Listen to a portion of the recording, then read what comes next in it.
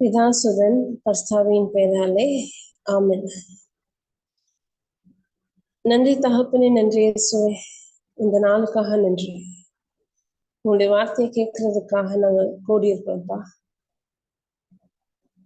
வார்த்தையின் இப்படி வாழ எங்களை ஒப்பு கொடுக்க தகப்பனே, எங்களை காத்து வழி நடத்துவதற்காக நன்றி. கடவுளோட வார்த்தையில இருக்கக்கூடிய உண்மைகளை எங்களுக்கு புரியும்படி சொல்லிக் கொடுக்கறதுக்காக நன்றி. கிறிஸ்துவோடைய அன்பின் ஆழம் என்னதுன்னு நாங்க புரிஞ்சுக்கும்படி எங்களுக்கு இந்த டீச்சிங்கை நீங்க நடத்துவதற்காக நன்றி.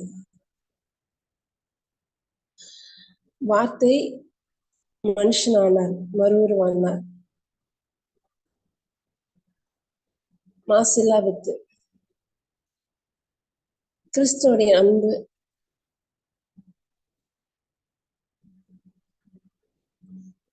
கிறிஸ்துவோடைய அன்பை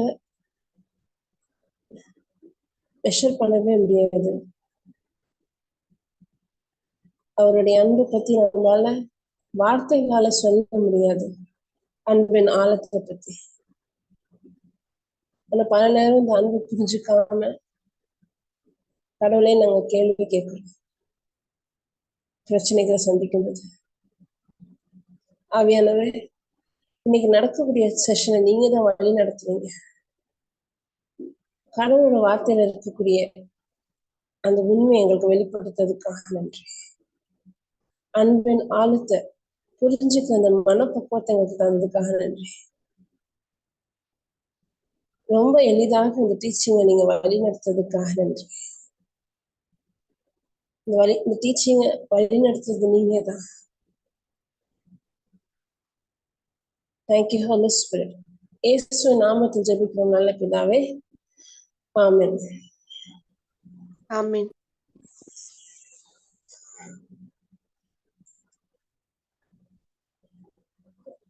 1 பேதுரு 1:23 எப்பயும் பார்த்த வசனம் தான், திரும்பி அதுல இருந்தே தொடங்கும். 1 பேதுரு 1:23.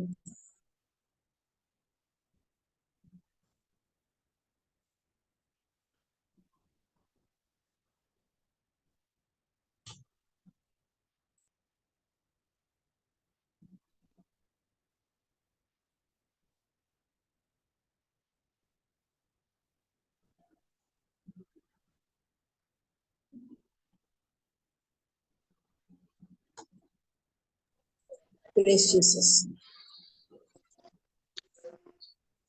நீங்கள் அழியக்கூடிய வித்தினால் அல்ல, மாறாக உயிருள்ளதும் நிலைத்திருப்பதுமான அழியா வித்தாகிய கடவுளின் வார்த்தையால் புது பிறப்பு அடைந்துள்ளீர்கள்.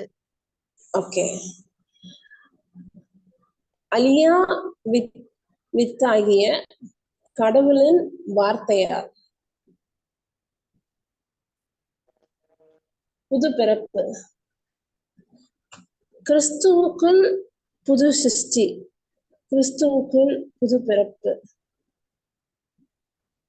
இந்த புது பிறப்பு எப்படி நடக்குது? born again சொல்லுவாங்க, born again எக்ஸ்பீரியன்ஸ். சில நேரம் நீங்க மீட் அடைஞ்சிட்டீங்களா, இல்லைன்னா எப்படி சொல்லுவாங்க, நீங்க ரட்சிப்பு அடைஞ்சிட்டீங்களா அப்படின்னு கேட்கும்போது அந்த டெர்மினாலஜியை கேட்டாலே நமக்கு ரொம்ப தீவிரமா இருக்கிறவங்க வந்து பேசுறாங்க, ஏதோ சபக்காரங்க வந்து பேசுறாங்கன்ற மாதிரி இருக்கும். நான் அதை பத்தி பேசல. புது பிறப்பு, கிறிஸ்துவுக்குள் புது சிருஷ்டி. இந்த புது சிருஷ்டியா நம்ம உருவாறதுக்கு காரணம் என்ன அப்படின்னா, மாசில்லா அழியா வித்தாகிய கடவுளின் வார்த்தை.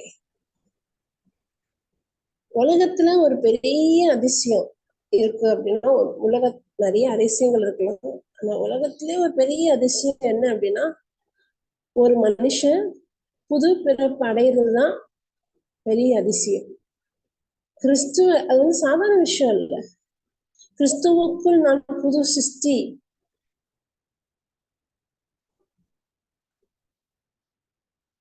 கிறிஸ்துவுக்குள் நான் புது சிருஷ்டி, புது பிறப்புன்றது வந்து சாதாரண ஒரு நிகழ்வு கிடையாது. நான் எப்போ நம்ம இயேசுவை ஏத்துக்கிறேனோ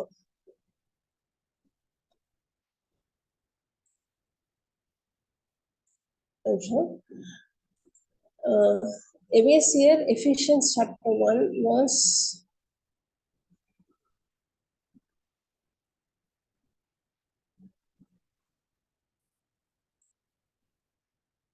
Ephesians கரெக்டா தான் எடுக்கிறேன். Ephesians 1 chapter verse 16 16.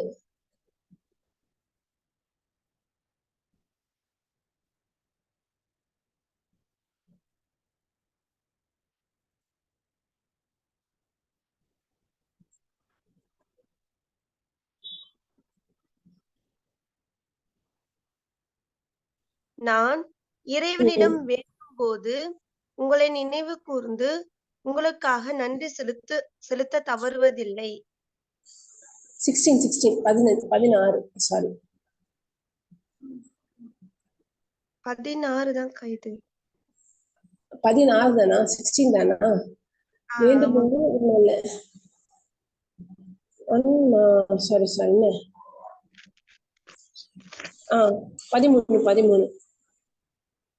சாரி 13. நீங்களும் உங்களுக்கு மீட்பளிக்கும் நற்செய்தியாகிய உண்மையின் வார்த்தையை கேட்டு அவர் மீது நம்பிக்கை கொண்டு வாக்களிக்கப்பட்ட தூய ஆவியால் அவருக்குள் முத்திரையிடப்பட்டீர்கள். ஓகே, நீங்கள் உங்களுக்கு அது வாசிங்க ஃபர்ஸ்ட் மட்டும்.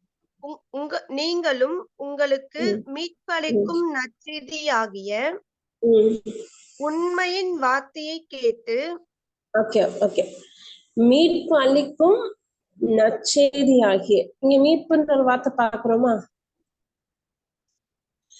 மீட்பு எப்போ மீட்படைகிறோம்? இந்த மீட்பு எப்போ நடக்குது? இதான் புதிய சிருஷ்டி, புது பிறப்பு, ரட்சிப்பு, மீட்பு எல்லா வார்த்தையும் ஒண்ணுதான். இது எப்போ நடக்குது? மீட்பு எப்போ அடைகிறோம்? வார்த்தையை கேட்கறதுனால. உண்மையின் வார்த்தையை கேட்டு நான் சொன்ன உலகத்திலே ஒரு பெரிய அற்புதம், ஒரு பெரிய அதிசயம் என்ன அப்படின்னா ஒரு மனுஷன் மீட்பு அடைகிறது தான். இந்த மீட்பு அடையும் போது என்ன நடக்குது? புரியலக்கா. கேள்வியே புரியலையா? சரி, இந்த மீட்புன்னு சொல்றாங்கல்ல, இந்த மீட்பு அடைவது அப்படின்னா என்னது?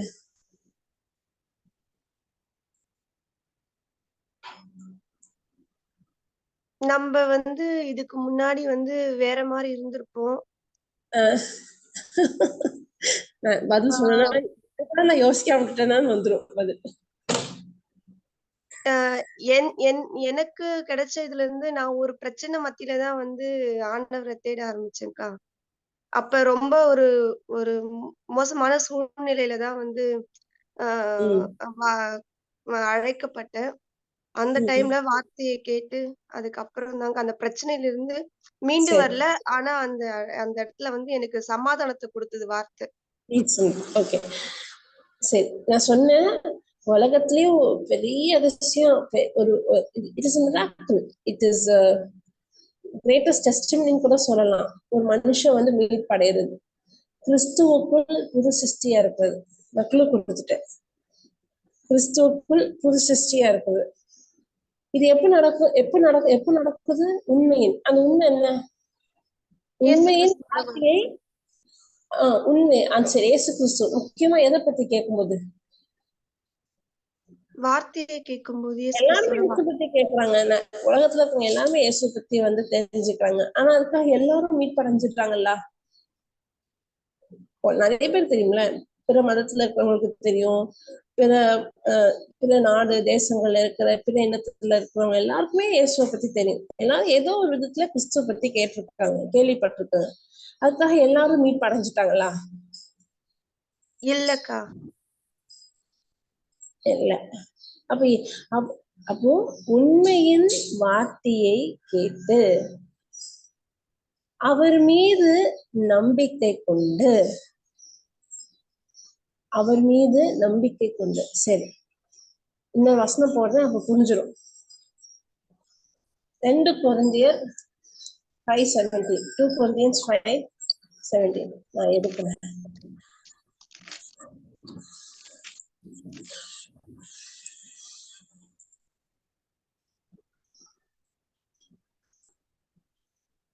ரெண்டு கொரிந்தியர் எடுத்துட்டீங்கன்னா வாசிக்கலாம். ஒருவர் கிறிஸ்துவோடு இணைந்திருக்கும் போது அவர் புதிதாக படைக்கப்பட்டவராய் இருக்கிறார். அடுத்தது வாசிங்க. பழையன கழிந்து புதியன புகுந்தன அன்றோ. அது என்ன பழையன கழிந்து புதியது புகுந்தது அன்றோ? தெரிஞ்ச வசனம் தான். நமக்குள்ள இருந்த அந்த இயேசு கிறிஸ்துக்கும் நமக்கும் இருந்த அந்த உறவு பிரிவு வந்து மறுபடியும் புதுப்பிக்கப்படுது. ஓகே, சரி. அது பழையன கலைந்து புதியன புகுந்தது அன்றோ. நான் வாசித்த 3 வசனமே வந்து ஒண்ணுக்கு ஒண்ணு இன்டர் கனெக்டட். 3 வசனமே. ஒண்ணு, மாசில்லா நம்ம வந்து அழியா வித்தினால் அல்ல, அழியக்குரிய வித்தினால் அல்ல, அழியா இறை வார்த்தையால born again புது பிறப்பு அடைஞ்சிருக்கோன்றது வாஸ்தவம். 2வது வசனம் என்ன வாஸ்தவம்? எபிரேயர் 1:13. நான் எப்போ நற்செய்தியை கேட்கிறேனோ அப்போ நற்செய்தி கேட்கறது மட்டும் இல்ல, நம்புறனோ அந்த நிமிஷமே வந்து ஆவியானவரால முத்திரிக்கப்பட்டு. 3வது நம்ம இப்ப வாஸ்த வசனமே, எனவே ஒருவர் கிறிஸ்துவோடு இணைந்திருக்கும் போது அவர் புதிதாக படைக்கப்பட்டவராய் இருக்கிறார். கிறிஸ்துவோடு இணைந்திருக்கும் போது, எப்போ நம்பி விசுவசிக்கிறாங்களோ, ஆவியானவரால் முத்திரிக்கப்படுறாங்களோ, அப்போ அவங்க வந்து ஒரு புதிய படைப்பு. அப்ப நான் சொல்ல, உலகத்துல ஒரு பெரிய அதிசயம், இதுதான் பிகஸ்ட் மிராக்கிள் அப்படின்னா, ஒரு மனுஷன் born again ஆகுது, மீட் படைகிறது, புதிய மனிதனாக. அப்ப என்ன நடக்குது? இப்ப நச்செய்தி கேட்கும்போது நம்மளுக்கு என்ன நடக்கும்? நம்ம ஏற்கனவே போன வாரம் பார்த்தோம். ஒரு மனிதன் பண்ண பாவத்தினால பாவத்துடைய விளைவா சாபமும் இந்த உலகத்துக்கு வந்தது. இன்னும் ஒரு விஷயம் பார்த்தோம், ஆவியில மனிதன் வந்து பிரிஞ்சுட்டான், கடவுள்கிட்ட இருந்து பிரிஞ்சுட்டான், கடவுளை கீழ்ப்படியாம போனதுனால. அப்போ கடவுள்கிட்ட இருந்து தன்னோட ஆவியில, அவனோட ஸ்பிரிட்ல, அப்போ அவனோட ஆவியில, மனுஷனோட ஆவியில ஒரு வெறுமை இருந்தது. இன்னொன்னு நான் சொன்னேன், மனிதன் மட்டும்தான் 3 பார்ட் பீயிங், ஆவி, ஆன்மா, சரீரம். ஆவின்றது வந்து மனிதனுக்கு மட்டும் உரியது. மிருகங்கள் வந்து சிந்திக்கும், அதுங்களுக்கு ஆத்மா இருக்கும், ஆனா ஆவி கிடையாது. மனுஷன் மட்டும்தான். ஏன் மனுஷன் மட்டும் ரொம்ப விசேஷமா? அப்படி கடவுள் வந்து மனுஷனை மட்டும்தான் விசேஷமா படைச்சாங்க. மித்த அனிமல்ஸோ பிளான்ஸோ படைச்ச மாதிரி மனுஷனை படைக்கல. எல்லாத்தையும் வார்த்தையினால படைச்ச கடவுள் மனுஷனை மட்டும்தான் தன்னோட சாயல படைச்சு அவனோட சுவாசத்தை கொடுத்தார், தன்னோட ஜீவனை கொடுத்தார், தன்னோட ஆவியை கொடுத்தார். எப்போ மனுஷன் பாவம் பண்ணிட்டானோ அவன் கடவுளுக்கு வந்து பிரிஞ்சுட்டான். அந்த பிரிவு வந்து தனக்குள்ள ஒரு வெறுமை. அப்போ அவன் எப்படி இருந்தான் அப்படின்னா, அவன் வந்து ஒரு மனிதன் பண்ண பாவத்தினால சாவு இந்த உலகத்துக்கு வந்து பாவத்துக்கு கீழ்ப்பணிஞ்சு மனிதன் வந்து பாவ சுபாவத்தோட தான் மனிதன் பிறக்கிறான். பாவ சுபாவத்தோட தான். அப்ப இந்த பாவ சுபாவம்னு சொல்றது எதை குறிக்குது அப்படின்னா, மனுஷன் வந்து இருள்ல தான் இருக்கிறான். இருள், அவனோட ஸ்பிரிட்ல வந்து ஒரு வெறுமை, ஒரு இருள், ஒரு பிரிவு. கடவுளுக்கும் அவனுக்கும் வந்து என்ன கிடையாது? தொடர்பு கிடையாது. மனிதன் இருக்கிற நிலை என்ன அப்படின்னா, மனிதன் பிறக்கும் போது பாவ நிலையில தான் மனிதன் பிறக்கிறான். அந்த பாவ சுபாவம் இல்லாம பிறந்தது ஒரே ஒருத்தர் தான், அவர் இயேசு கிறிஸ்து மட்டும்தான். மாசெல்லா வித, அழியா வித்தினால், அழியும் வித்து அல்ல, அழியா வித்து இறை வார்த்தை. அந்த அழியா வித்து யார் அப்படின்னா கிறிஸ்து மட்டும்தான். ஆதாம் கிட்ட இருந்து இயேசு கிறிஸ்து பிறக்கல. கன்னியின் வயிற்றுல கருவுற்று கிறிஸ்து வந்து ஜென்ம பாவம் இல்லாம, பாவ சுபாவம் இல்லாம பிறந்த ஒரே மனிதர் யார் அப்படின்னா கிறிஸ்து. அப்போ மத்த மனுஷங்களுக்கும் கிறிஸ்துவுக்கு இருக்கக்கூடிய வித்தியாசம் என்ன அப்படின்னா, நம்மள மாதிரி அவர் பிறக்கல, பாவத்தோட பிறக்கல, பாவ சுபாவத்தோட பிறக்கல, ஆவியில இருளோட அவர் பிறக்கல. ஆவியில வந்து அவர் வந்து உலகத்துக்கு வெளிச்சமா, அதனாலதான் இயேசு கிறிஸ்து பிறக்கும் போது கூட உலகத்துக்கு வெளிச்சமா வந்தாரு. மீட்பு அழைக்க வந்தாங்க, நம்மளை காப்பாத்துறதுக்காக வந்தாங்க. கடவுள் வந்து மனிதனாக வந்ததுதான் இயேசு கிறிஸ்து. ஆதியிலே வார்த்தை இருந்தது, வார்த்தை கடவுளிடம் இருந்தது, வார்த்தை கடவுளாகவே இருந்தார், வார்த்தை மனு உருவானார். யோவான் 1:14. அப்ப இயேசு கிறிஸ்து மனிதனாக பிறந்த அவரோட பிறப்பு மட்டும்தான் மாசில்லா ஒரு பரிசுத்தமான ஒரு பிறப்பு அப்படின்னா அது அவரோட பிறப்பு. ஆனா மனிதர்கள் நம்ம எப்படி பிறக்கிறோம் அப்படின்னா, நான் பாவம் பண்றதுனால நான் பாவி அல்ல, நான் பாவ சுபாவத்தோட பிறக்கிறதுனாலதான் நான் பாவி. அப்ப அந்த பாவின்னு சொல்லும்போது என்ன இருக்கு அப்படின்னா, என்னோட ஸ்பிரிட்ல ஒரு இருள், ஒரு வெறுமை, கடவுளோட பிரசனம் கிடையாது. இதுதான் நம்மளோட நிலைமை. நம்ம வந்து we were all destined. நம்ம எல்லாருமே வந்து நரகத்தை நோக்கி போயிட்டு இருந்தோம். ஏன்? பாவ சுபாவத்தோட பிறந்ததுனால. இப்படி இருக்கிற நம்ம சுவிசேஷத்தை கேட்கிறோம், நற்செய்தியை கேட்கிறோம். என்ன நற்செய்தி கேட்கிறோம்? முக்கியமான ஒரு விஷயத்த கேட்கிறோம். அதான் நான் கேள்வி கேட்டேன். இயேசுவை பத்தி எல்லாரும் கேள்விப்படுவாங்க, உலகத்துல எல்லா மதத்துல இருக்கவங்க கேள்விப்படுவாங்க, எல்லா இனத்தாரும் கேள்விப்படுவாங்க, எல்லா மனுஷங்களும் கேள்விப்படுவாங்க. ஆனா எல்லாரும் மீட் படைவாங்களா? இல்ல. அதான் உலகத்துல இது வந்து ஒரு பெரிய அதிசயம். அப்ப யார் மீட் படைறா? நான் கிறிஸ்துவ குடும்பத்துல பிறக்கிறதுனால நான் கிறிஸ்துவர் அல்ல. இயேசு கிறிஸ்துவ சொந்த ரட்சகரை ஏத்துக்கிறதுனாலதான் நான் உண்மையான பேரு கிறிஸ்துவ கிடையாது, உண்மையான ஒரு கிறிஸ்துவலே நான் அப்பதான். இப்ப என்னோட வாழ்க்கையை எடுத்துட்டா 26 வயசு, பிறந்தது கிறிஸ்துவ குடும்பம் தான். ஒழுங்கா பூசைக்கெல்லாம் போயிட்டு தான் இருந்தோம். அது ஒரு கடமை, போயே தீரணும். ஆனா ஒரு கேள்வி இருந்தது, யார் கடவுள்? எங்க கடவுள்? கடவுள் இருக்காரா? ஏன் நம்ம இயேசுவை கும்பிடணும்? பதில் தெரியாது. ஆனா செய்யணும் சூழ்நிலை அப்படின்றதுக்காக போயிட்டு இருந்தோம்.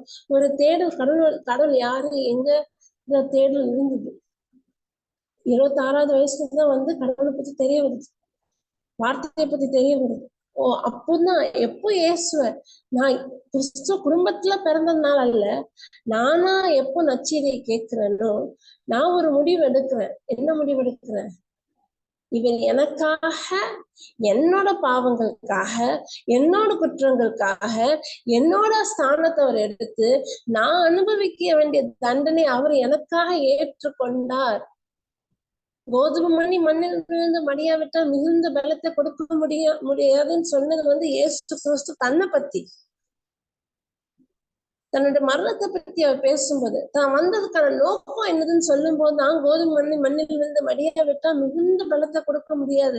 அப்போ கிறிஸ்து இந்த பூமிக்கு வந்ததுக்கான நோக்கம் பாவ சுபாவத்துல இருக்கிற மனிதனை மீட்டெடுக்கிறதுக்காக, காப்பாத்துறதுக்காக, விடுதலை செய்யணுன்றதுக்காக, பாவத்துல இருந்து நம்மளை விடுதலை செய்யணுன்ற ஒரே நோக்கத்துக்காக கிறிஸ்து மனிதனாக அந்த பூமிக்கு வந்தார். அவரோட கடமையை அவர் செஞ்சுட்டாங்க. இயேசு கிறிஸ்து அவர் வந்ததுக்கான நோக்கத்தை இயேசு கிறிஸ்து செஞ்சுட்டாங்க. ஆனா இயேசு கிறிஸ்து உலகத்துல இருக்கிற எல்லாரோட பாவத்தை சுமந்துட்டாங்களே, எல்லாருக்கான ரத்தத்தை சிந்திட்டாங்களே, எல்லாரோட குற்றத்தை ஏத்து எல்லாருக்கான தண்டனையும் ஏத்துக்கிட்டாங்கல்ல. அப்ப எல்லாரும் மீட் பண்ண வேண்டியதானே? எல்லாரும் ரட்சிப்படைய, அப்ப எல்லாரும் காப்பாற்றப்பட்டுட்டாங்கல்ல. அப்ப என்ன ஸ்பெஷலா நான் ஏத்துக்கணும்? இது இது கிறிஸ்து வந்து பொதுவா கடவுள் வந்து he will not force மனிதனை வந்து தேர்ந்தெடுக்கிற உரிமையோட அவன் முடிவு செய்யணும். நான் தான் முடிவு செய்யணும், எனக்கு எது வேணும் வேண்டாம். முடிவு செய்யற தன்மையோட தான் மனிதனை படைத்தார தவிர ரோபோட்டா இப்படி ப்ரோக்ராம் பண்ணி வச்சுட்டா இப்படி அது செயலாகும். எல்லா ரோபோட்டும் எல்லா வேலையும் செய்யாது. அந்தந்த ரோபோட்டுக்கு என்னென்ன ப்ரோக்ராமிங் இருக்கோ அந்தந்த வேலையை தான் அந்த ரோபோட் செய்யும்.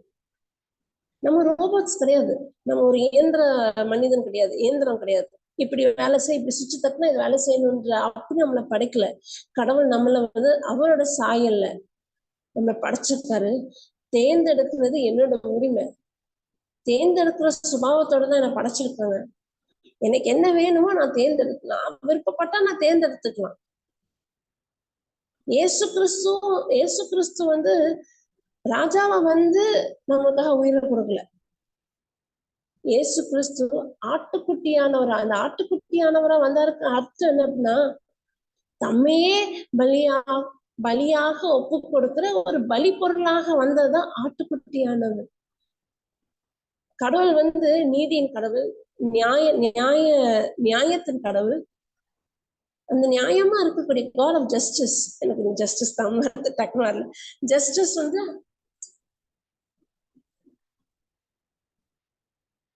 பாவம் செஞ்சா தண்டனை கொடுக்கணும். ஒரு ஒரு ஒரு உண்மையான ஒரு நீதிபதியா இருந்தார் அப்படின்னா, குற்றத்தை அனலைஸ் பண்றாங்க, சாட்சிகள் இருக்குது, குற்றவாளி வந்து நிரூபிக்கப்படுறான், தான் குற்றம் செஞ்சான்னு சொல்லிட்டு ஒரு நல்ல நீதிபதி வந்து அந்த குற்றவாளியை தண்டிக்கிறது தான் ஒரு நல்ல நீதிபதியோட தன்மை.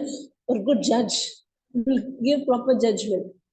உலகத்துல இருக்கிற மனிதர்கள் கிட்டே நம்ம இதை எதிர்பார்க்கும் போது, உலகத்தையே படைச்ச கடவுள் நீதிமான், நியாயத்துக்குரியவர். மனுஷன் பாவம் பண்ணதுக்கு மனிதன் தண்டனை அனுபவிக்கணும். அதுதான் தர்மம், அதுதான் நியாயம்.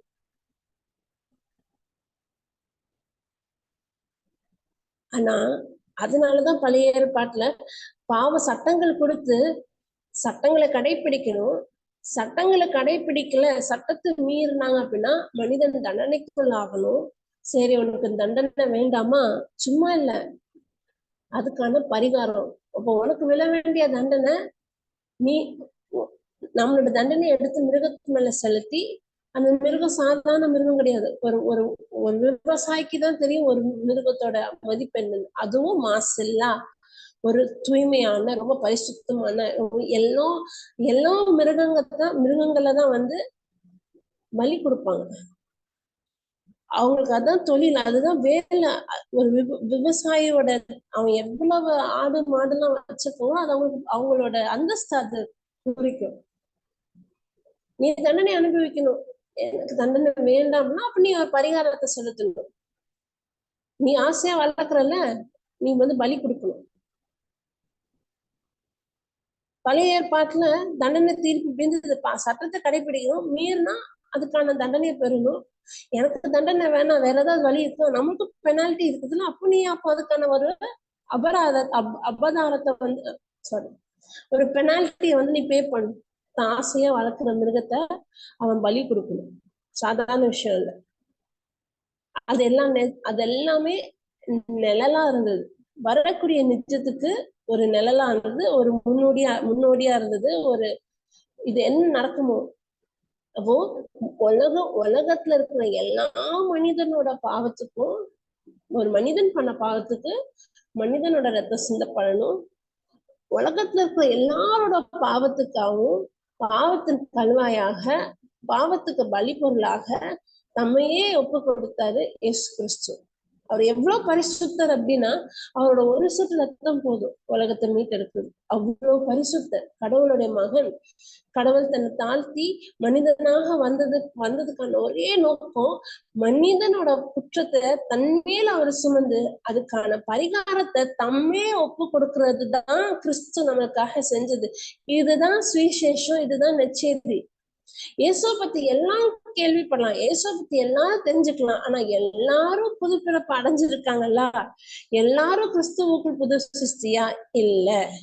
யாரு புது சிருஷ்டி அடைவாங்க அப்படின்னா, யார் அந்த சிலுவையை பார்த்து மனதால உணர்றாங்களோ, அந்த சிலுவையோட ஆழம் என்னன்றது உணர்றாங்களோ, என்னோட ஸ்தானம், என்னோட குற்றம், நான் வாங்க வேண்டிய தண்டனை, நான் அடி வாங்க வேண்டியது, நான் நரகத்தை நோக்கி போக வேண்டியது, தீல வந்து சாக வேண்டியதுன்னா, ஆனா என்னோட ஸ்தானத்தை எடுத்து, என்னோட நிலையை அவர் எடுத்து, எனக்காக அந்த தண்டனை அவர் எடுத்து, எனக்காக தன்னோட ரத்தத்தையே சிந்தினாருன்னு சொல்லிட்டு, அந்த கண்களால இயேசுவை யாரு பார்த்து, இது எனக்காக அவர் செஞ்சது, எனக்காக கடவுள் மனிதனாக வந்து எனக்காக தன்னோட ஜீவனை ஒப்பு கொடுத்தாருன்றது யாரு விசுவசிக்கிறாங்களோ அவங்க மட்டும்தான் கிறிஸ்துவுக்குள் புதிய பிறப்பு, புது சிருஷ்டி.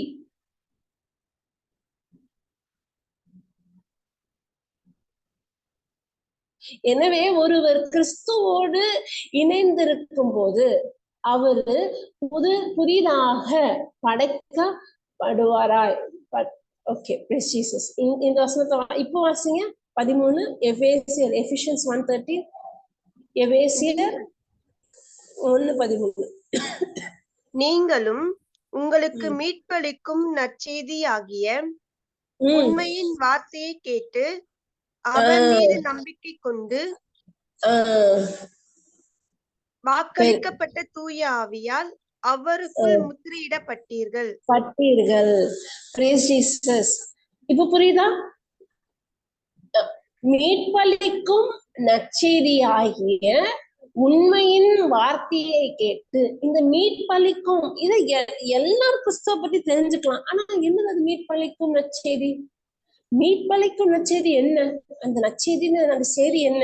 அந்த நற்செய்தி என்ன? அந்த உண்மை என்ன? மனிதனோட குற்றத்துக்காக, என்னோட குற்றத்துக்காக நான் வாங்க வேண்டிய தண்டனை, பாவ சுபாவத்தோட மனிதன் பிறக்கலாம், பாவ நிலையில மனிதன் இருக்கான், பாவத்தோட விளைவு மரணம், பாவத்தோட விளைவு தண்டனை. இயேசு கிறிஸ்து பாவ சுபாவத்தோட பிறக்கல, பாவ நிலையில அவர் பிறக்கல, அவர் பரிசுத்தமா தான் பிறந்தாரு. ஆனா எப்படி பழைய ஏற்பாட்டுல ஒரு ஆட்டின் மேல, ஒரு மிருகத்தின் மேல மனிதனோட பாவத்தை சுமக்கப்பட்டதோ, அதே மாதிரி பாவமே அறியாதவர் நமக்காக பாவமானார்.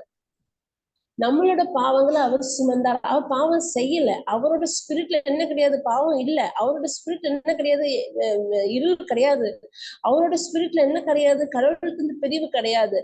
ஆனா நமக்காக அவர் பாவமானார், நமக்காக அவர் பாவியானார், நம்மளோட பாவத்தை அவர் சுமந்தார். அதனாலதான் கெத்செமனே தோட்டத்துல இயேசு கிறிஸ்து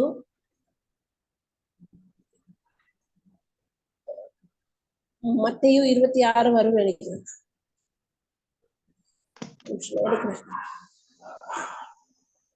மேத்யூ சாப்டர் 26 தான் வரும் கெத்செமனே தோட்டத்துல.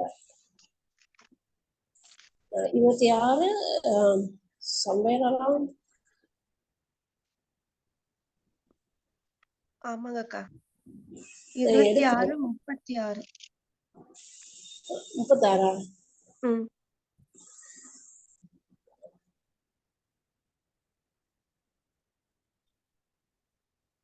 36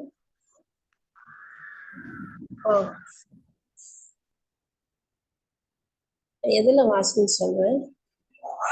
37 இருந்து வாசிங்க. 37, 38. பேதுருவையும் செபதேயுவின் மக்கள் இருவரையும் தம்முடன் கூட்டிச் சென்றார். அப்போது அவர் துயரமும் மனக்கலக்கமும் அடைய தொடங்கினார். என்ன அடைய தொடங்கினார்? துயரமும் மனக்கலக்கமும். ஓகே, ஒரு நிமிஷம். மத்தேயு 26, 37 தான் இதுல எடுத்தது, இந்த பைபிள் எடுத்து.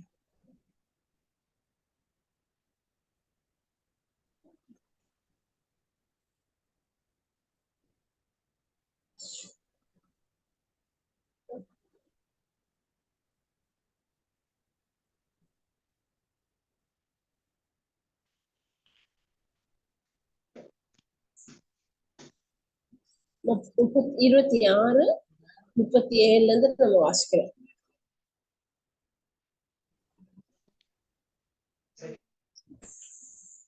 Okay,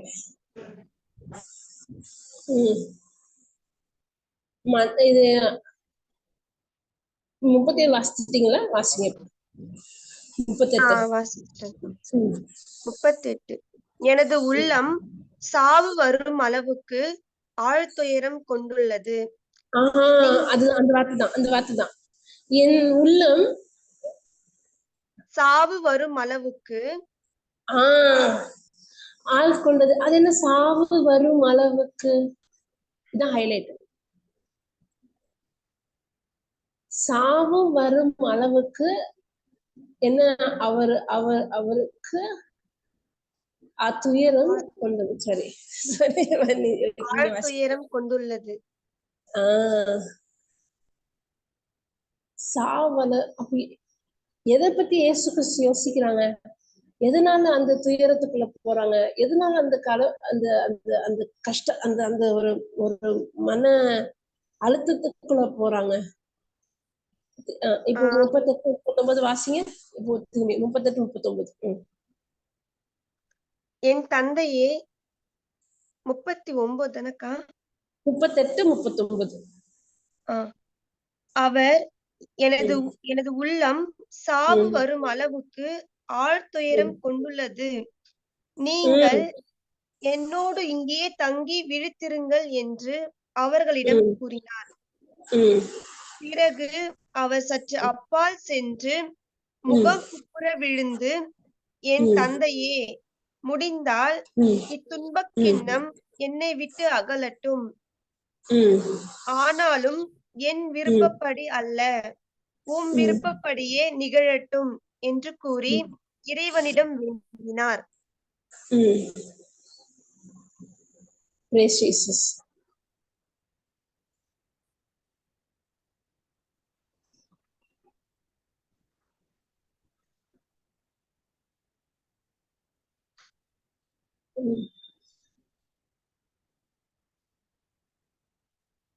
okay, praise God.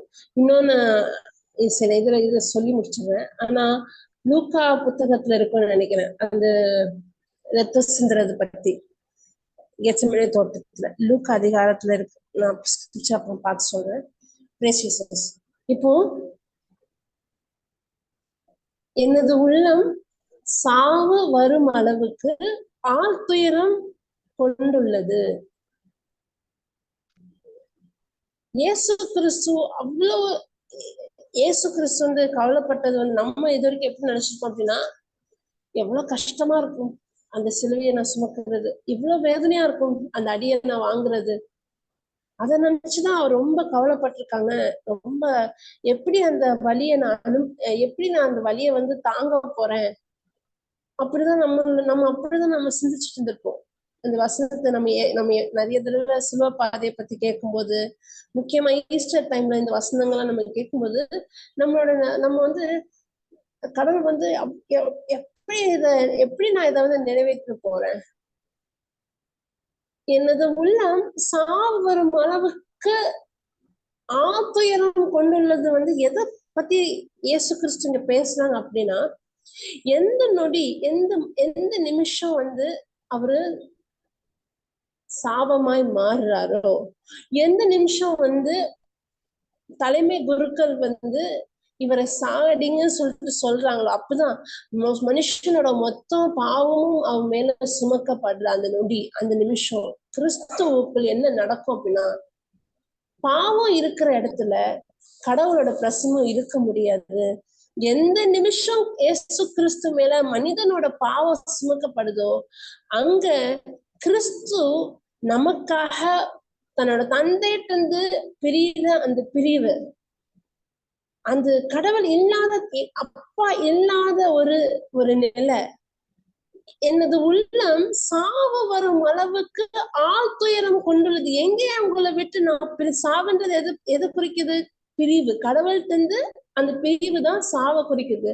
அப்ப இயேசு கிறிஸ்து வந்து கடவுளே சார்ந்த அந்த கிறிஸ்து, கடவுள் இல்லாம அவரு கிடையாது, கடவுள் பிதா இல்லாம மகன் கிடையாது, பிதாவோடயே இணைந்திருக்கிற கிறிஸ்து எப்போ மனிதனுக்காக நமக்காக பலிப்பொருளாக தம் ஒப்பு கொடுக்கிறாரோ, நமக்காக அந்த தண்டனையை ஏற்றுக்கொள்ள அந்த நிலை வருமோ, எப்ப பாவமானது அவர் மேல சுமத்தப்படுதோ, அந்த நொடி அந்த நிமிஷம் அவர் கடவுளை விட்டு பிரியிற சூழ்நிலை. எங்க ஆவியின் ரீதியில கடவுளை விட்டு கடவுள்கிட்ட ஒரு பிரியிற சூழ்நிலை தான் சாவு. உங்களை விட்டு நான் எப்படி பிரிஞ்சிருக்க முடியும்ன்ற துயரம் தான் அவருக்கு அதிகமா. வலிய சுமக்கிறதோ, வேதனை அனுபவிக்கிறதோ, தண்டனை அனுபவிக்கிறதோ அந்த வலி இல்ல, அது வந்து எக்ஸ்டர்னல் பெயின். நீ இல்லாம நான் எப்படி இருப்பேன்ற அந்த வலி, உங்களை விட்டு நான் பிரிஞ்சிடணுமேன்ற ஒரு வலி. உங்களை விட்டு பிரியிற ஒரு சூழ்நிலை வந்துருமே என்ற ஒரு வலி. இந்த வலியை சொல்றதுக்கு வார்த்தையே கிடையாது. அவரால் அப்பா விட்டு பிரிய, அப்ப மனிதனுக்காக அப்ப நம்ம என்ன யோசிக்கணும் அப்படின்னா, நம்மளுக்காக இயேசு கிறிஸ்து நம்மளுக்காக பண்ண பரிகாரம் என்ன? இயேசு கிறிஸ்து நம்மளுக்காக தம்மையும் ஒப்பு கொடுத்துக்கலாம். அதுல ஆழம் என்ன? ஒரு மனிதனோட கீழ்படியாமனால் பாவம் வந்துச்சு. அந்த ஒரு மனிதனோட கீழ்படிதல், இந்த கீழ்படிதல் இங்கேதான். கிறிஸ்து இந்த பூமிக்கு வந்ததுக்கான நோக்கம் அற்புதங்களோ அதிசயங்களோ, நோயாளிகளை குணமாக்குறாங்க, அற்புதங்கள் அதிசயம் செஞ்சாங்க. அது நோக்கம் கிடையாது. அது அவரோட கோல் கிடையாது. அது அவரோட லட்சியம் கிடையாது.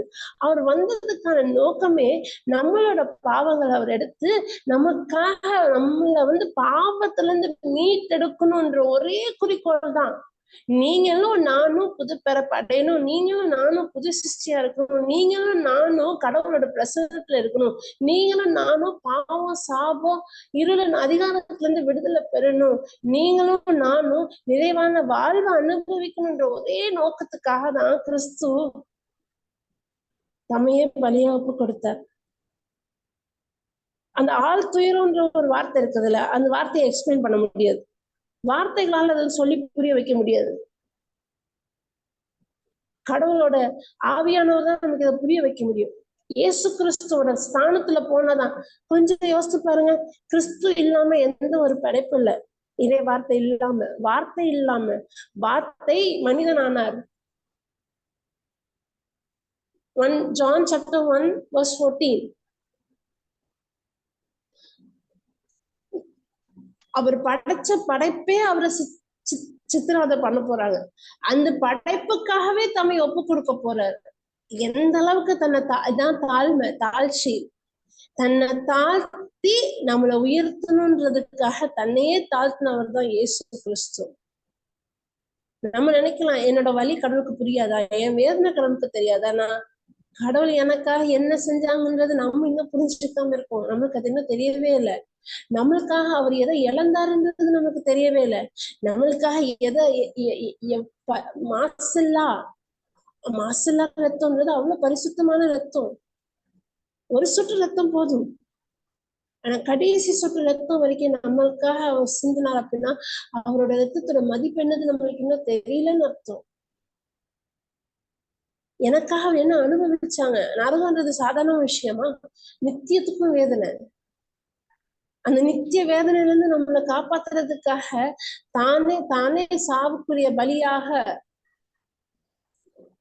இயேசு கிறிஸ்து எந்த அளவுக்கு மனரீதியாக இந்த ஆழமான துயரம் சொல்றதுக்கு வார்த்தையே கிடையாது. இந்த துயரத்துல இருக்கும்போது உடல் அளவுல நம்மளுக்காக நொறுக்கப்பட்டால் நம்மளுக்காக ரத்த சிந்தனை எந்த அளவுக்கு நம்மளுக்காக நொறுக்கப்பட்டார் அப்படின்னா, அவரோட உடம்புல இருக்கிற எல்லா திசுக்களும், எல்லா செல்ஸ் தமிழ் எல்லா திசுக்களும் நம்மளுக்காக நொறுக்கப்பட்டுச்சு. ரத்தம்ன்றது ஏதோ 5 உடம்புல இருந்து 5 காயங்கள் ரத்தம் சிந்தப்பட்டது அல்ல. உடம்புல இருக்கிற மொத்த பகுதியும் ரத்தத்தால சிந்தப்பட்டது. கிறிஸ்து சாட்டையால மரத்துல கெட்டி சாட்டையால அடிக்கிறது சாதாரண விஷயம் இல்ல. எந்த அளவுக்கு அடிச்சாங்க அப்படின்னா உள்ள இருக்கிற எல்லா எலும்புகளுமே நமக்கு தெரியற அளவுக்கு. கொஞ்சம் யோசிச்சு பாருங்க, எல்லா எலும்பு, all the bones were visible. அந்த அளவுக்கு நம்மளுக்காக நொறுக்கப்பட்டாங்க. ஆனா எத்தனை பேருக்கு இந்த உண்மை யாருக்கு தெரியுதோ? சும்மா கேள்விப்படுறேன். எங்க நம்ம மீட் படைஞ்சிட்டா கிறிஸ்து ஏத்துக்கிட்டா நம்ம நரகத்துல பேரு கிறிஸ்துவர் கிடையாது. அது கேட்டோடனே நானும் இயேசு ஏத்துக்கிறேன் அப்படின்னா எனக்கு நரகம் கிடையாது, நான் தப்பிச்சிருவேன், நரகம் எனக்கு கிடையாது அப்படி ஏத்துக்கிறவங்க உண்மையாவே பானகனா கேள்விக்குறி. தெரியல யார் உண்மையாக கிறிஸ்துவுக்குள் புது பிறப்பு. மனதால என்னோட ஸ்தானத்தை, என்னோட நிலைய எனக்காக இவங்க எடுத்துட்டாங்க, மாறாக அவரோட நிலையை எனக்கு கொடுத்துருக்காங்கன்றது யாரு நம்புறாங்களோ அவங்கதான் கிறிஸ்துவுக்கு புது சிருஷ்டி. இன்னும் புரியும்படி சொல்லப்போனா ஒரு உதாரணம் சொல்றேன். வீடு கட்டுறோம், ரொம்ப கஷ்டப்பட்டு நிறைய லோன் வாங்கி இருக்கிற நகை எல்லாத்தையும் வித்து, ஏதாவது சொத்து இருந்துச்சுன்னா அதையும் வித்து, நகையெல்லாம் வித்து ஒரு நிலத்தை வாங்கி ஒரு வீடை கஷ்டப்பட்டு கட்டுறோம், லோன் வாங்கி கட்டுறோம். வீடு கம்ப்ளீட் பண்ற அந்த ஸ்டேஜ்ல தான் இருக்கு. ஆனா கையில காசு இல்லை, லோனும் வாங்க முடியாது. என்னோட லோன் அமௌண்ட் பிரீமியர் அந்த அமௌண்ட்டையும் கொடுக்கணும், இன்ட்ரெஸ்டையும் நான் கட்டணும், நான் அந்த அமௌண்ட்டையும் நான் செலுத்தணும். ஆனா கையில சுத்தமா காசு இல்லை. என்னால இன்ட்ரெஸ்ட் கூட திரும்பி பே பண்ண முடியாத சூழ்நிலையில இருக்கிறேன். என் நிலைமை என்ன ஆகுதுன்னா, அந்த கிரேஸ் பீரியட் பேங்க்ல இருந்து நம்மளுக்கு ஒரு கால அவகாசம் சொல்லுவாங்கன்னா, இந்த பீரியடுக்குள்ள பணத்தை கட்டணும், இந்த பீரியடுக்குள்ள இன்ட்ரெஸ்ட் பே பண்ணணும், இல்லைன்னா உங்களோட ப்ராப்பர்ட்டி வந்து ஏலத்துக்கு விடப்படும், ஜப்தி எடுத்துக்கொள்ளப்படும், அப்படி வந்து நோட்டீஸ் வந்துடும். நம்மளோட நலம் கஷ்டப்பட்டு அவ்வளவு தூரம் கெட்டியாச்சு, எவ்வளவோ செலவு பண்ணி கெட்டியாச்சு. கடைசியில் என்கிட்ட 2 லட்சம் என்னவோ இல்லை, எனக்கு எந்த ஒரு சோர்ஸும் கிடையாது, எதுவுமே பண்ண முடியாத நிலைமையில இருக்கிறேன். இப்ப நான் கெட்டல, இன்ட்ரெஸ்டும் கெட்டலன்னா இந்த நிலம் இந்த வீடு என் கைவிட்டு போயிடும், அந்த சூழ்நிலை நான் இருக்கிறேன்.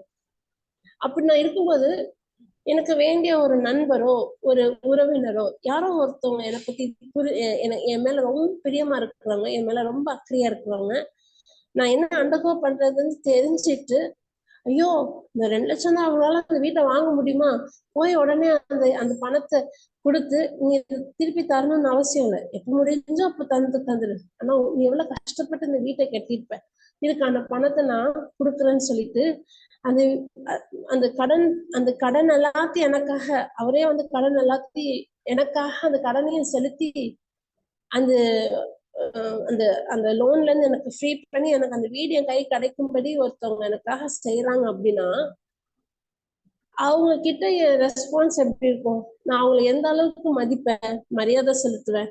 அவங்க செஞ்ச அந்த உதவி, ஏன்னா அந்த இக்கட்டான நிலைமை அந்த நேரத்துல அந்த காசு இல்லைன்னா அவ்வளவு வருஷம் உழைச்ச உழைப்பு போயிடும், அந்த வீடு போயிடும், எல்லாமே போயிடும். அந்த மாதிரி சூழ்நிலை இருக்கும்போது டக்குன்னு ஒருத்தர் வந்து எனக்கு அவ்வளவு பெரிய அமௌண்ட்டை கொடுத்து அந்த வீடு எனக்கா திரும்பி எடுத்து எப்படியும் அந்த லோன் எல்லாம் அடைச்சு, லோன் எல்லாம் இல்லாத அளவுக்கு அந்த வீடு என் கைக்கு வரும்படி அவர் செஞ்சார் அப்படின்னா,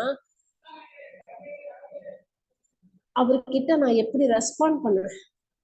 அந்த மனிதனை என் வாழ்க்கையில என்னைக்காவது மறக்க முடியுமா? மறக்கிறது மட்டும் இல்ல, என் பிள்ளைங்கிட்ட என்ன சொல்வேன், அவர் செஞ்ச உதவி நம்ம என்னைக்குமே மறக்க கூடாது, அவர் செஞ்ச உதவி நம்ம என்னைக்குமே மறக்க கூடாது. ஒருவேளை அவருக்கு ஏதாவது ஒரு கஷ்டம் ஒரு சூழ்நிலை வரும்போது அவருக்கு உதவி செய்யறதுக்கு யோசிக்காதீங்கன்னு சொல்லிட்டு, அதுக்கு நன்றி கடனா நம்ம மட்டும் இந்த நன்றி செலுத்த மாட்டோம், நம்மளோட பிள்ளைங்ககிட்டயும் அதை நம்ம சொல்லி அவங்க கிட்ட நம்ம நன்றியோட இருக்கணும்ன்றத சொல்லுவோம். உலகத்துல ஆஃப்டர் ஆல் ஒரு வீடு, அழியக்கூடிய ஒரு வீடு, இது ஒரு அந்த வீட்டை எனக்கு மீட்டு கொடுத்தவங்க கிட்டயே நான் இவ்வளவு நன்றி விசுவாசத்தோட இருக்கிறேன், ஒரு நன்றியோட இருக்கிறேன்னு. நம்மளை இயேசு கிறிஸ்து எதுல இருந்து மீட்டாங்கன்றது நம்மளுக்கு தெரியாம இருக்கும். நித்தியத்துக்கு நரகத்துக்கு போக வேண்டிய பாவ சுபாவத்துல பிறந்திருக்கிற மனிதன், பாவத்தோட பிறந்திருக்கிற மனிதன், அவன் வந்து நரகத்துக்கு போய் நித்தியத்துக்குமே அவன் எட்டர்னல் டேமினேஷன் வலி இருந்துட்டே இருக்கும், ஆனா அதுல இருந்து விடுதலை கிடையாதுன்னு அவங்க எப்படிப்பட்ட ஒரு கொடூரமான ஒரு இடமா இருக்கும். அதுல இருந்து நம்மளை காப்பாத்துறதுக்காக ஒரு விலையை நமக்காக கொடுத்துருக்காங்க, மேல அவர் பாவத்தை சுமந்து நமக்காக ரத்த சிந்தி கடவுள்கிட்ட இருந்து பிரிகிற அந்த சூழ்நிலைக்குள்ள தள்ளப்பட்டு அந்த துயரத்துக்குள்ள ஆட்கொள்ளப்பட்டு இயேசு கிறிஸ்து செஞ்சது எவ்வளவு பெரிய விஷயம், நம்ம அதை புரிஞ்சுக்கிறதே இல்லை. என்ன நமக்கா இயேசு கிறிஸ்து என்ன செஞ்சாங்க என்னன்னு புரிஞ்சுக்காததுனால தான் பிரச்சனைகள் வரும்போது எனக்கு ஏன் இந்த சோதனை சொல்லிட்டு கடவுளையே நம்ம கேள்வி கேட்கிற அளவுக்கு நம்ம இருக்கிறோம். ஏன்னா எனக்கு கடவுளுடைய அன்பு ஆழம் வந்து புரியலன்னு அர்த்தம். Hallelujah. Thank you, Holy Spirit. Thank you, Jesus. அப்போ இந்த நற்செய்தி, இந்த சுவிசேஷம் இதை கேட்கும் போது நான் எதை நம்புறேன், என்னோட குற்றங்கள் என்னோட பாவங்கள் அவர் சுமந்துட்டாருன்றத நான் நம்புறேன். நான் நம்பும் போது எனக்குள்ள ஒரு பெரிய மாற்றம் நடக்குது, நான் ஒரு புதிய பிறப்பா பிறக்கிறேன், கிறிஸ்துவுக்குள் நான் ஒரு புதிய சிருஷ்டி. 2 கொரிந்தியர் 5:17. 2 கொரிந்தியர் 5:17 பழையன கழிந்து புதியன புகுந்த நன்றோன்னு சொல்லிட்டு நம்ம வாசிக்கிறோம். அந்த பழையது எது அப்படின்னா மனிதனோட பாவ சுபாவம். 2 கொரிந்தியர் 5:17. எனவே ஒருவர் கிறிஸ்துவோடு இணைந்திருக்கும் போது அவர் புதிதாக படைக்கப்பட்டவராய் இருக்கிறார். பழையன கழிந்து புதியன புகுந்தன அன்றோ. பழையன கழிந்து புதியன புகுந்தது அன்றோ. அப்போ எப்போ மனதால இவங்க சொல்லி அவங்கனால இவங்கனால பேருக்காக கிறிஸ்டியனா இல்லாம உண்மையாவே அந்த சிலுவையில நடந்தது என்னன்றத புரிஞ்சு நம்மளோட குற்றத்துக்காக ஒரு வீடு, ஒரு ஆஃப்டர் உலகத்துல இருக்கிற ஒரு உலக காரியம், ஒரு வீடு, ஆனா நம்மளோட உழைப்பு, நம்மளோட கனவு எல்லாம் சதிச்சு போற நிலைமையில இருக்கும்போது ஒருத்தவங்க நம்மளை கைப்பிடிச்சு தூக்கி காப்பாத்தும் போது நம்மளுக்கு அவர் மேல இருக்கிற நன்றி கிறிஸ்து கிட்ட இருக்கான்னா ஒரு கேள்விக்குறிதான். ஏன்னா நானும் புரிஞ்சுக்கல எனக்காக என்ன செஞ்சாங்கன்றது எனக்கு எப்படி சொல்றது, மனசால என்னால நான் புரிஞ்சுக்கல. கேக்குறேன், கேள்விப்படுறேன், புத்தியில போதே தவிர அது மனசு கேட்டுதா இல்ல. ஆனா எப்போ இயேசு சிலுவையில பார்த்து, அதனாலதான் இந்த பாவ வாழ்க்கை, நம்ம பாவ வாழ்க்கைன்னு உலகத்துல சொல்லுவோம்ல, என்னவோ நம்ம பரிசுத்தம் சொல்லிட்டு இந்த ட்ரக்குக்கு போதை பொருளுக்கு அடிமையா இருக்கிறவங்க, பாவ வாழ்க்கை, விபச்சாரம் செய்யறவங்க, திருட்டு கொலை எல்லாம் பண்றவங்க,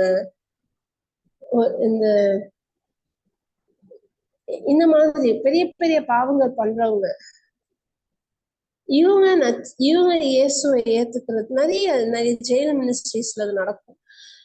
இவங்க உண்மையாவே மனசால கடவுளை ஏத்துக்கும் போது இவங்க பண்ற ரீச் ஆகும். இவங்க போய் சுவிசேஷத்தை பரப்புறாங்கல்ல, கோயிலுக்குள்ளேயே வாழ்ந்தவங்க கூட அதை செய்யறது கிடையாது. ஆனா இவங்க அதை செய்வாங்க. இவங்க ரிஸ்க் எடுப்பாங்க, எங்கனாலும் போவாங்க, எங்கனாலும் நச்செய்தி அறிவிப்பாங்க. ஏன்?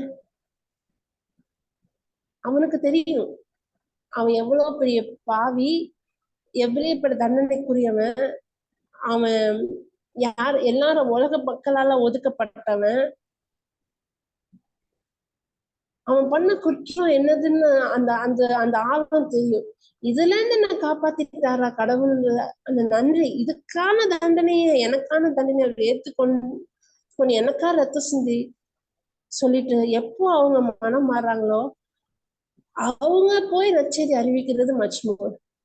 இந்த ஊதாரி மைந்தன் ஓமையில வரமனா மூத்த மகன் இளைய மகன், அந்த இளைய மகன் புரிஞ்சுக்கிட்டான் தன்னோட நெல்ல. பண்ணி சாப்பாடை சாப்பிடும் போது அவன் யோசிச்சு பாக்குறான், எங்க அப்பா வீட்டுல வேலைக்காரங்களுக்கு கூட நல்ல சாப்பாடு இருக்குமே, ஒரு வேலைக்காரன் எங்க அப்பா என்னை ஏத்துக்கிட்டா. அப்ப அவன் ரிப்பெண்ட், அவன் மனம் மாறான், ரிப்பென்டன்ஸ்.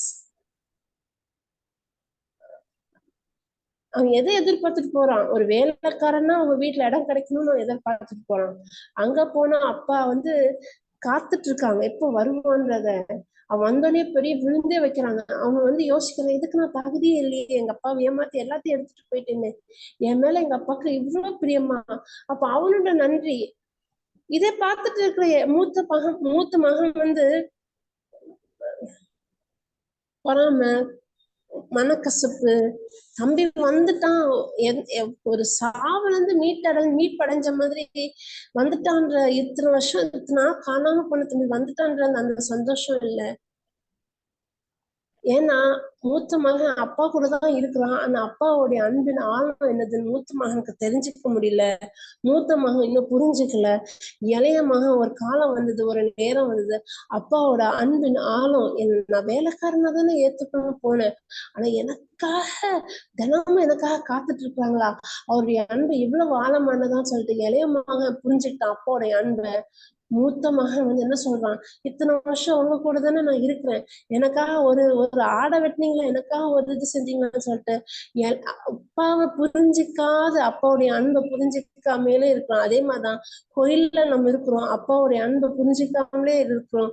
நமக்காக தன்னுடைய மகனை கொடுத்திருக்கிற அந்த அன்பை புரிஞ்சுக்கலாம். ஆனா உலகத்துல இருக்கிறவங்க, பாவ வாழ்க்கையில இருக்கிறவங்க கிறிஸ்துவை ஏத்துக்கும் போது அவங்களுக்கு தெரியுது, நான் வந்து தண்டனைக்குரியவன், நான் நரகத்துக்கு போக வேண்டியவன், நான் சாபத்தை அனுபவிக்க வேண்டியவன்.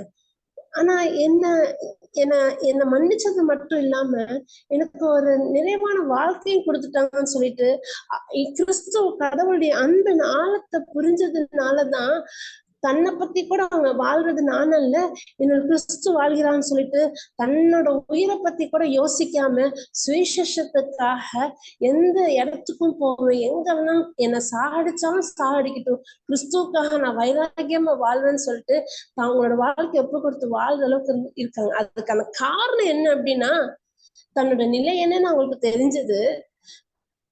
இந்த நிலையில இருக்கிற என்னையும் கடவுள் நேசிக்கிறாங்கன்னு சொல்லிட்டு கடவுளுடைய அன்பின் ஆழம் தெரிஞ்சதுனாலதான் அதோட விளைவு, அவங்களோட ரெஸ்பான்ஸ் எப்படி இருக்கு அப்படின்னா. ஆனா நம்மளுக்கு என்ன பிரச்சனை அப்படின்னா,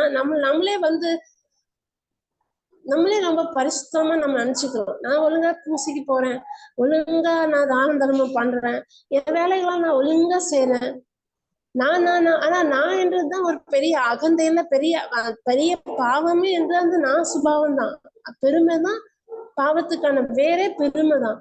ஆனா அந்த பெருமையோட இருக்கேன். அதுதான் உலகத்துல பெரிய பாவம் என்ன அப்படின்னா, நான் என்ற அந்த அகந்தை. நான் எல்லாத்தையும் செஞ்சுட்டேன், நான் ஒழுங்கா பூசைக்கு போறேன், நான் ஒழுங்கா வேலை பார்க்கறேன், நான் என் குடும்பத்தை வச்சு காப்பாத்துறேன், நான் அது, நான் இது, நான் இப்படி, நான் அப்படின்னு சொல்லிட்டு நான் கடவுளை சாராம என்னோட திறமையும், என்னோட அந்தஸ்தையும், என்னோட உயர்வையும், என்னையே நான் சார்ந்திருக்கிறேன்னு அப்படின்னா என்ன அர்த்தம்? நான் பூசைக்கு ஒழுங்கா போறேன், நான் காணிக்க ஒழுங்கா செலுத்துறேன் சொல்லிட்டு நான் இருக்கணுமே. அப்ப நான் இன்னும் என்ன புரிஞ்சுக்கல, கிறிஸ்துவோடைய ஆழம் புரிஞ்சுக்கல. அதனாலதான் அப்படியே கோயிலுக்குள்ளேயே உட்காந்துருக்கோமே தவிர வெளியே ரீச் அவுட் பண்றதுக்கு போக மாட்டேங்கிறான். நேத்து பாவியா இருந்தாலும் இன்னைக்கு இப்படி போய் நச்சதி அறிவிக்கிறான்னு சொல்லிட்டு அவங்கள பார்த்துக்கொண்டு நம்ம சனன பொறாமப்படுற சூழ்நிலைக்கு தள்ளப்படுறோம். ஆனா அவனுக்கு அப்படி இருந்தவங்களுக்கு கடவுளுடைய அன்பின் ஆழம் அவங்க என்ன புரிஞ்சுக்கிட்டாங்க, அதை நம்ம புரிஞ்சுக்கல. ஹல்லேலூயா.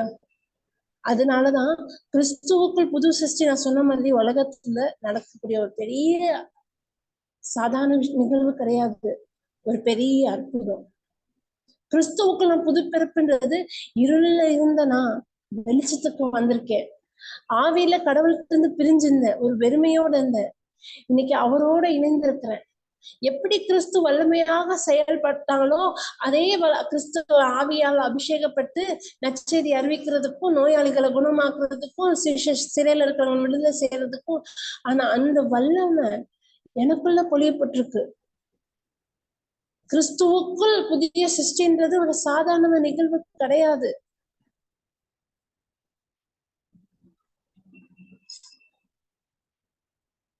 என்னோட உறவு மீண்டும் அந்த மகனாக அந்த அந்தஸ்துக்குள்ள போயிருக்கேன் கிறிஸ்து வழியாக.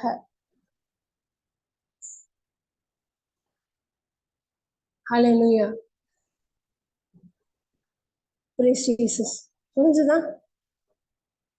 Price Jesus. புரிஞ்சுது. புதிதாக அதான் நம்ம இந்த கேள்வி, புதிதாக பட அதே மாதிரி தானே இருக்கேன், கை காலம் அப்படிதான் இருக்கு, கலர் அப்படிதான் இருக்கு, அது என்ன புதுசா பறந்துருக்கேன். இந்த புதிய பிறப்புன்றது வந்து வெளியில நம்ம பார்க்கக்கூடிய நம்ம சதையில நடக்கிற புதிய பிறப்பு கிடையாது. ஆவியில ஐ எம் பார்ன், புதுசா நான் பிறந்திருக்கிறேன். பழைய பாவ நிலையில இருந்து எனக்கு ஒரு விடுதலை கிடைக்கும். பாவ சுபாவத்துல இருந்து எனக்கு விடுதலை. பாவத்துக்கு இனி என் மேல என்ன கிடையாது, அதிகாரம் கிடையாது. பாவத்துக்கு இனி என் மேல என்ன கிடையாது, ஆட்சி கிடையாது. நான் கிறிஸ்துவுக்குள் புதிய பிறப்பு, புதிய சிருஷ்டி. அதனாலதான் இந்த புதிய சிருஷ்டி, புதிய பிறப்பு, புதுசா நான் பிறந்திருக்கேன்னு சொன்னோன்னே இதே அதிகாரத்துலதான். நான் இந்த உலகத்தை சார்ந்தவ அல்ல.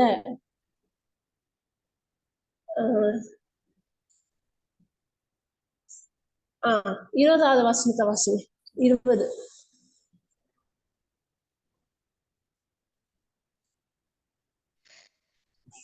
எனவே நாங்கள் கிறிஸ்துவின் தூதவர்களாய் இருக்கிறோம்.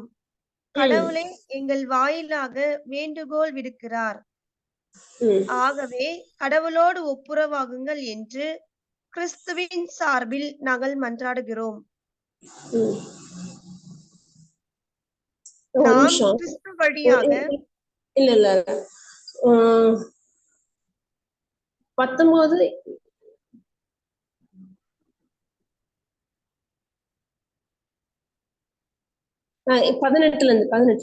18 வாசிக்கிறோம். இவை யாவும் கடவுளின் செயலே. எது கடவுளின் செயல்? இவை யாவும் சொல்றோம்ல, அது எது? கிறிஸ்துவோடு இணைந்திருக்கும் போது அவர் புதிதாக படைக்கப்பட்டவராய் இருக்கிறார். அந்த புதிய பிறப்பு தான் கடவுள். இது என்னோட செயல் கிடையாது. புதுசா பிறந்திருக்கெல்லாம் மீட்படைகிறது என்னோட செயல் கிடையாது. இவை யாவும் கடவுளின் செயலே. அவரே கிறிஸ்துவின் வாயிலாக நம்மை தம்மோடு ஒப்புரவாக்கினார். ஒப்புரவுனா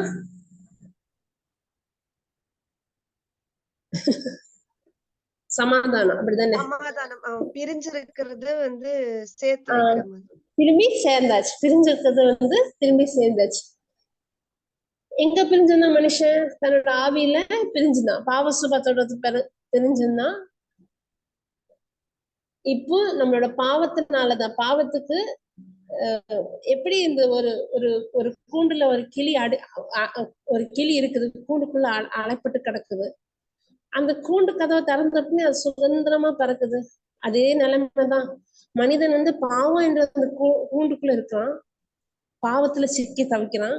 பாவத்தோட விளைவுதான் மரணம், துன்பம், வேதனை, சாபம், சாவு எல்லாம் அந்த பாவத்தோட விளைவு. அந்த கூண்டுல இருந்து மனிதன் விடுதலை செய்யப்படுறான். ஹல்லேலூயா. கிறிஸ்து வழியாக நம்மை தம்மோடு ஒப்புரவாக்கினார். பாவத்தினாலதான் கடவுள் மனிதன் பிரிய வேண்டிய சூழ்நிலை. பாவத்துல இருந்தே மனிதன் விடுதலை ஆயிட்டான் அப்படின்னா அவன் யாரோட திரும்பி இணைஞ்சிட்டான்?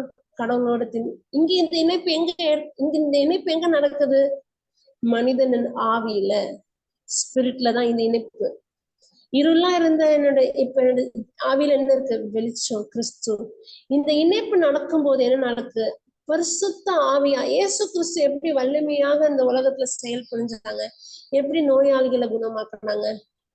கிறிஸ்துவின் ஆவி என் மேல, அவர் என்னை அபிஷேகம் செய்துள்ளார் நற்செய்திய சொல்றதுக்கு. எப்போ நான் கடவுளோட இணைஞ்சிருக்கிறேனோ அந்த நொடி பொழுதே, அந்த நிமிஷமே பரிசுத்த ஆவியாரால நான் முத்தரிக்கப்பட்டிருக்கிறேன். என்னோட ஆவியில நான் ஒரு புதிய பிறப்பு, புதிய சிருஷ்டி.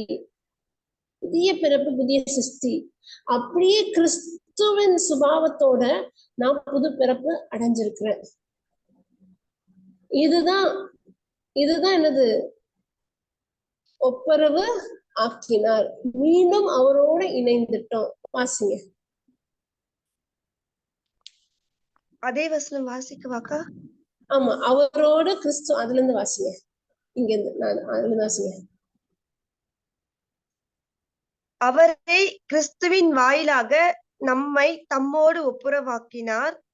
ஒப்புரவாக்கும் திருப்பணியையும் நமக்கு தந்துள்ளார். 19. உலகினரின் குற்றங்களை பொருட்படுத்தாமல் கடவுள் கிறிஸ்துவின் வாயிலாக அவர்களை தம்மோடு ஒப்புரவாக்கினார். அந்த ஒப்புரவு செய்தியை எங்களிடம் ஒப்படைத்தார். எனவே நாங்கள் கிறிஸ்துவின் தூதவர்களாய் இருக்கிறோம். ஓகே. அப்ப எப்படி இருக்காங்க? கிறிஸ்துவின் அம்பாசடர்ஸ் ஃபார் கிரைஸ்ட். இந்த அம்பாசடர், தூதுவர் சொல்றோம்ல, தூதுவர் அம்பாசடர் சொல்றோம்ல. பொதுவா நம்ம தேசங்கள் அம்பாசடர்ஸ் உண்டு. அமெரிக்கன் எம்பசில இருந்து அப்படி சொல்லிட்டு இங்க நம்ம நாட்டுல அமெரிக்க அம்பாசிடர்ஸ் நம்ம நாட்டுல இருப்பாங்க. அவங்களோட நாட்டை அவங்களுக்கு வந்து அவங்க வந்து அமெரிக்காவை ரெப்ரசன்ட் பண்ணி இந்தியாவில இருப்பாங்க. இந்தியன் எம்பசி வந்து அமெரிக்கால இருக்கும், இந்தியாவை ரெப்ரசன்ட் பண்ணி அமெரிக்கால இருக்கலாம். அப்போ ஆனா அவங்க நம்ம நாட்டை சேர்ந்தவங்க கிடையாது, அவங்க இந்தியன் சிட்டிசன்ஸ் கிடையாது, அவங்க அமெரிக்கன் சிட்டிசன்ஸ் தான். ஆனா அவங்க இந்தியாவில தான் இருப்பாங்க. ஆனா அமெரிக்காவை வந்து ரெப்ரசன்ட் பண்ணி அவங்க இங்க இருப்பாங்க. அவங்களுக்கு வர வேண்டிய வருமானம் எங்க இருந்து வரும்? அமெரிக்கால இருந்து தான் வரும், இந்தியால இருந்து வராது. அவங்களுக்குரிய சலுகைகள் எங்க இருந்து வரும்? அமெரிக்கால இருந்து வரும், இந்தியால வராது. அவங்க இந்தியன்ஸ் கிடையாது. ஆனா அவங்க யாரை ரெப்ரசன்ட் பண்ணுவாங்க? அமெரிக்காவை ரெப்ரசன்ட் பண்ணி இந்தியாலே வாழ்வாங்க. அப்போ எனவே நாங்கள் கிறிஸ்துவின் தூதர்களாக வாசிங்க 20. எனவே நாங்கள் கிறிஸ்துவின் தூதுவர்களா இருக்கிறோம். கடவுளே அப்ப எப்படி கிறிஸ்துவின் அம்பாசிடர்ஸ் ஃபார் கிரைஸ்ட், கிறிஸ்துவின் தூதர்களாக இருக்கிறோம். அப்படின்னு என்ன அர்த்தம்? இந்த உலகத்தை சார்ந்தவங்க நாங்க கிடையாது, நாங்க மீட் படைஞ்சாச்சு. ஆவியில கடவுளோட இணைற அந்த பொழுது, அந்த மொமெண்ட், புதிய சிருஷ்டி புதிய பிறப்பு நடக்கும்போது என்ன நடக்க அப்படின்னா, நான் கடவுளோட ராஜ்யத்தை சேர்ந்தவ, உலகத்தின் அரசாங்கத்துக்கு கீழே கிடையாது, இருளின் ஆதிக்கத்துக்கு கீழே கிடையாது. நான் யாரு ராஜ்யத்துக்கு கீழே இருக்கிறேன்? கடவுளின் அரசாங்கத்துக்கு கீழே இருக்கிறேன். நான் கடவுளோட ராஜ்யத்தை இந்த உலக மக்களுக்கு எடுத்து சொல்றேன், கிறிஸ்துவ பத்தி எடுத்து சொல்றேன். ஆனா நான் இந்த உலகத்தை சார்ந்தவ கிடையாது, நான் கடவுளோட ராஜ்யத்தை சார்ந்தவ. நான் பாவத்துக்குரியவ கிடையாது, நான் வாழ்வுக்குரியவ. நான் சாபத்துக்குரியவள் கிடையாது, நான் ஆசீர்வாதத்துக்குரியவ. அப்ப கிறிஸ்துவுக்குள்ள நான் ஒரு புது பிறப்பு அடைஞ்சிருக்கேன் அப்படின்னா, எதுக்காக கிறிஸ்துவுக்குள் நம்ம எல்லாம் வாழ்க்கையை நல்லா அனுபவிச்சுட்டு ஜாலியா இருந்து இருக்கிறதுக்காகவா? இல்ல. உண்மை தெரிஞ்சுக்காம, உண்மையை பத்தி புரிஞ்சுக்காம இன்னும் அந்த பாவ சுபாவத்தோட வாழக்கூடிய மனிதர்கள் கிட்ட போய் இந்த சுவிசேஷத்தை, இந்த நற்செய்தியை கொண்டு போய் சேர்க்கிறதுதான் ஒவ்வொரு கிறிஸ்துவுக்குள் இருக்கக்கூடிய கிறிஸ்துவின் தூதர்களோட பணியே. அதுதான். அதனாலதான் இயேசு கிறிஸ்து வந்து உலகம் எல்லாம் போய் நற்செய்தியை அறிவிங்கள்.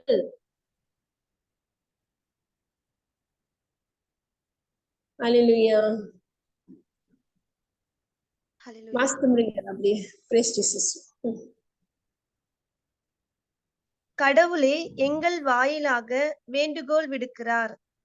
எங்கள் வாயிலாக வேண்டுகோள் விடுக்கிறார். ஆகவே கடவுளோடு ஒப்புரவாகுங்கள் என்று கிறிஸ்துவின் சார்பில் நாங்கள் மன்றாடுகிறோம்.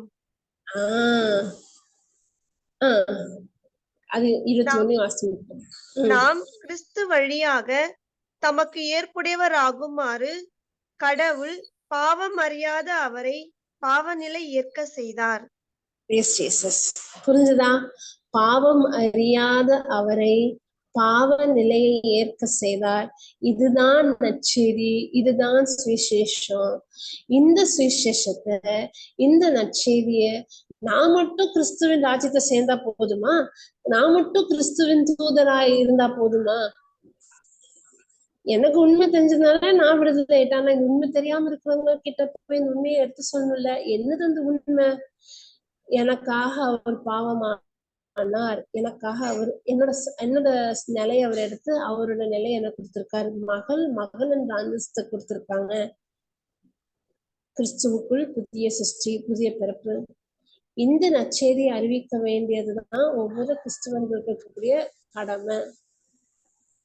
ஹல்லேலூயா. ஹல்லேலூயா.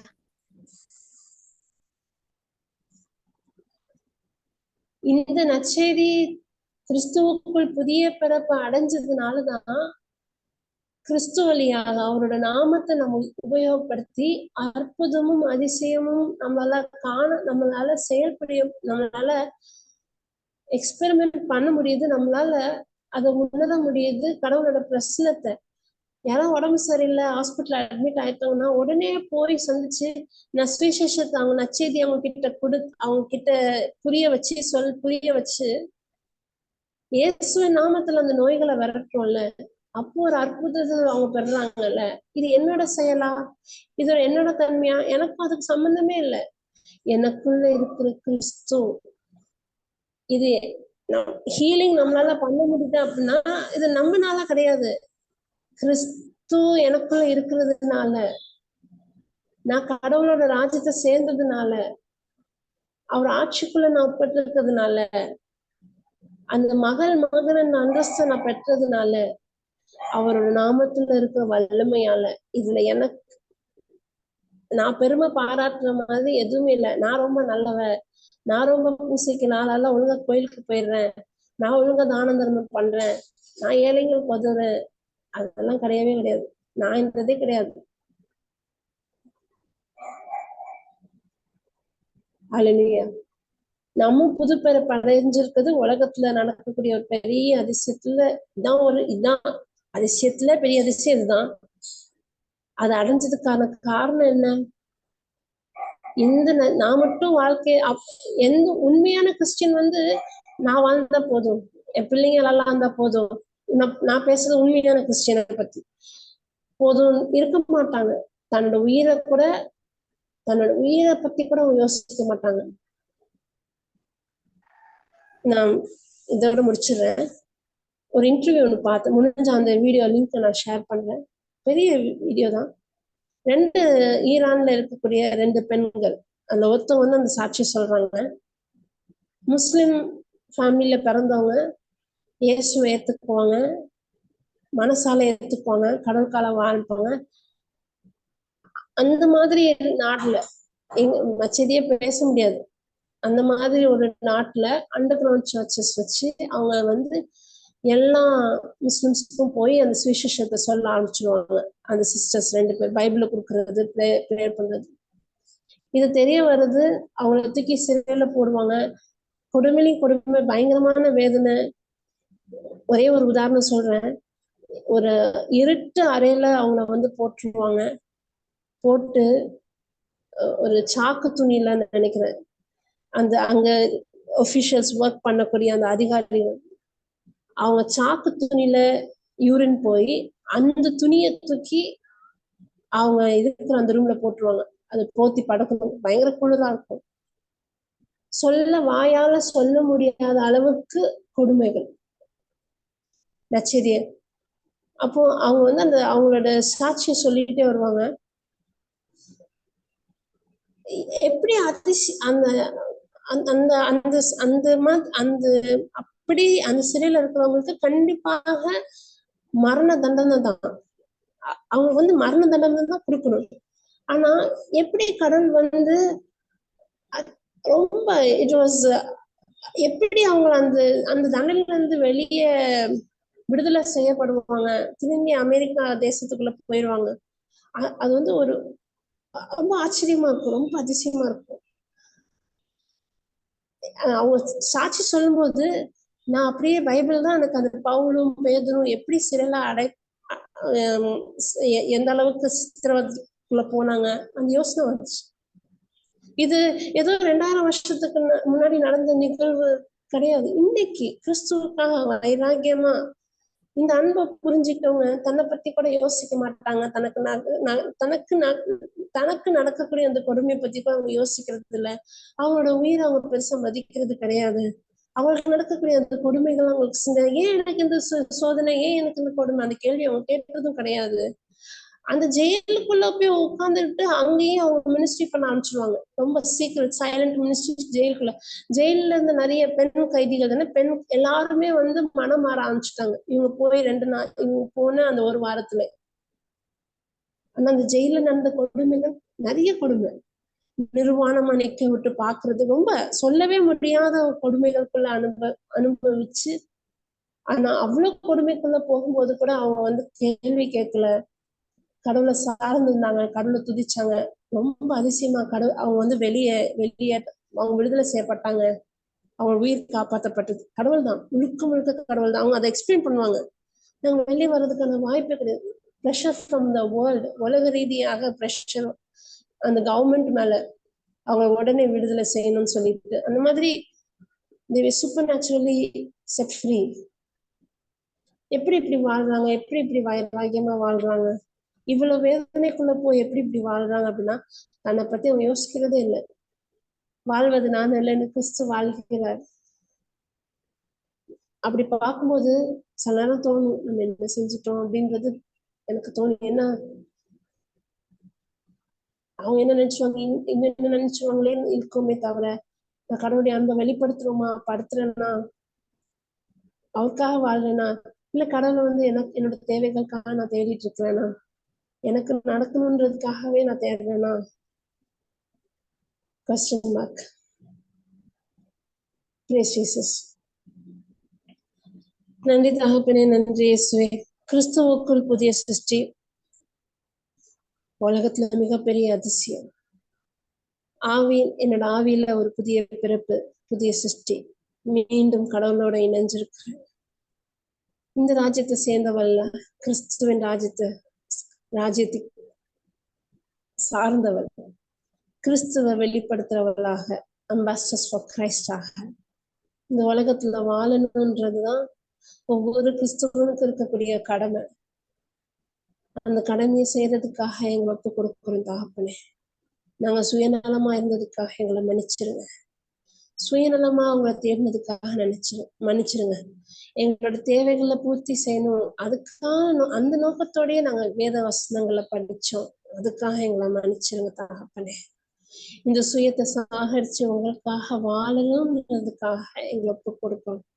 எங்களோட பலத்தினால் அது முடியாது. ஆனா கிறிஸ்து தரும் பலத்தினால, பரிசுத்த ஆவியான வல்லமையினால வாழ முடியும். வரும் நாட்கள்ல இன்னும் அதிகமா ஒரு அன்பின் ஆழத்தை புரியறதுக்காக நன்றி தகப்பனே. இயேசு நாமத்தில் ஜெபிக்கிறோம் நல்ல பிதாவே, ஆமென். ஆமென். Praise Jesus. ஸ்டாப் பண்றேன்.